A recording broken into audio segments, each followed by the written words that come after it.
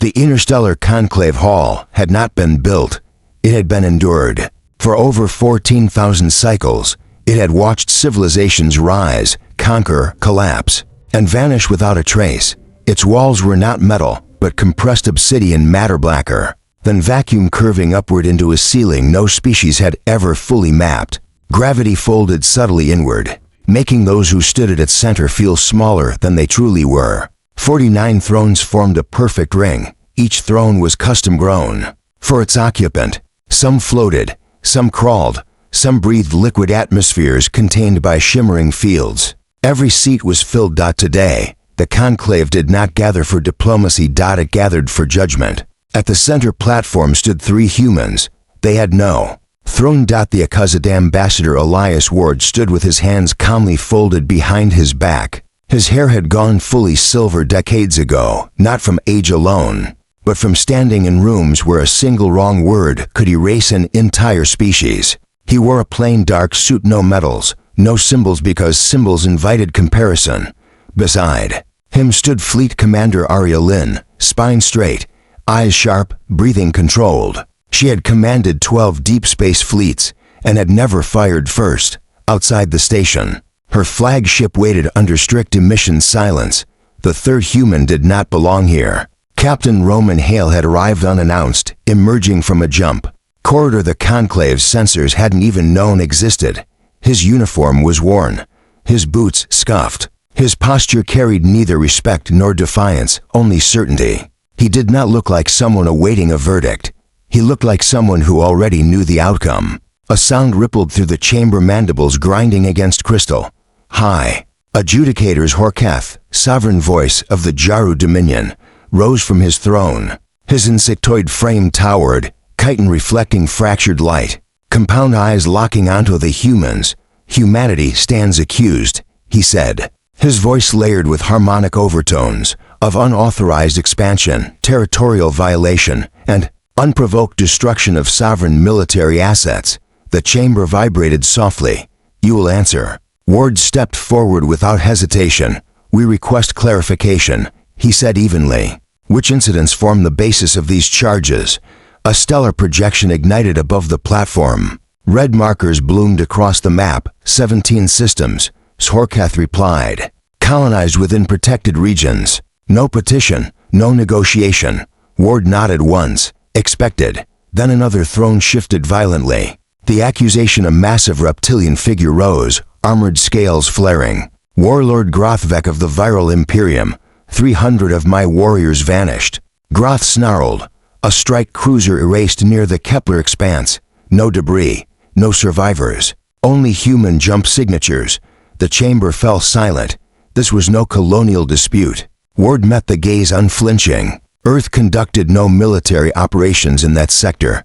Lies, Groth thundered. Viral warships do not simply disappear. Commander Lin stepped forward. Our fleet logs are open to inspection. She said, we were nowhere near Kepler. Horkath raised a bladed limb. Human war residue was detected. The atmosphere shifted. Fear replaced procedure. The conclave withdrew to deliberate. Moments later, the verdict came not of guilt, but of restraint. Humanity was granted one cycle to prepare its defense. Until then, no departure, no communication, no allies. As the containment doors sealed, the silence felt heavier than any sentence. The secret inside the holding chamber, Roman Hale finally spoke. It's going to get worse. Ward turned slowly. Then explain, he said, why your ship wasn't assigned anywhere near Kepler. Hale didn't blink. Because I was already there. Silence. The Vanguard crossed that region 3 weeks earlier, Hale continued. Testing an experimental corridor. He activated a private projection. Wreckage filled the air. Viral hull plating cleanly sliced. Reactor cores punctured with surgical precision. The ship wasn't destroyed in battle. Hale said quietly, it was executed. Commander Lin's composure cracked. You hid this? I buried it. Hale replied. Because whatever did this erased a fully armed warship without leaving a trace. That's not evidence. That's panic. Ward studied the data.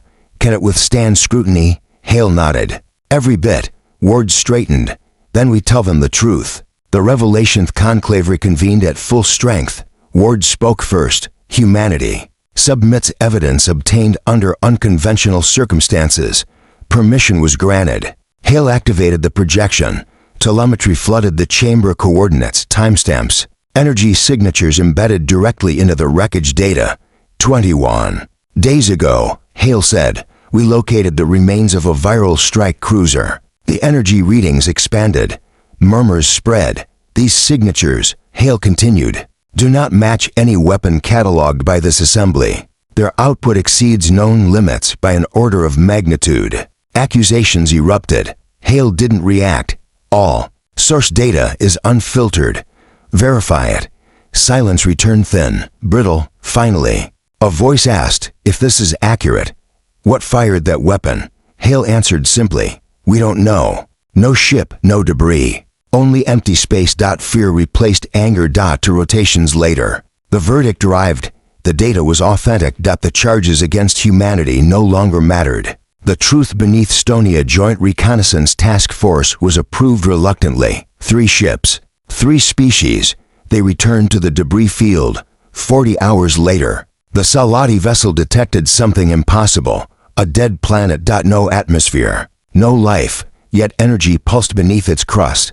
Mathematical signals were transmitted. The reply came instantly, mirrored, expanded, perfected. An invitation. Deep beneath the surface. They found it. A sentinel. Not a machine.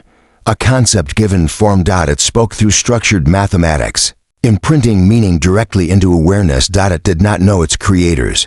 They had erased themselves. Its purpose was singular. Guard what sleeps below. The sentinel showed them the past. An ancient civilization had created something they could not destroy. Not a weapon, not a disease. An idea, a self-perfecting replicator that consumed matter, energy, even thought. When it could not be stopped, they shattered it into fragments, sealed them away, and vanished entirely.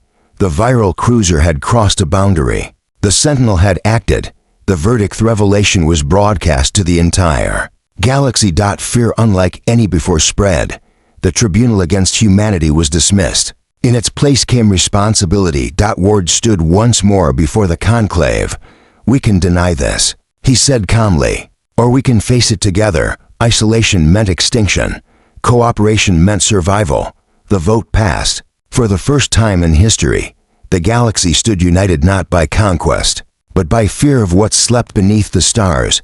Humanity had arrived, accused of violence. Instead, it had helped uncover a truth older than the galaxy itself, that some doors were never meant to be opened, and that survival was not about strength, but standing together when the universe reminds you how small you are.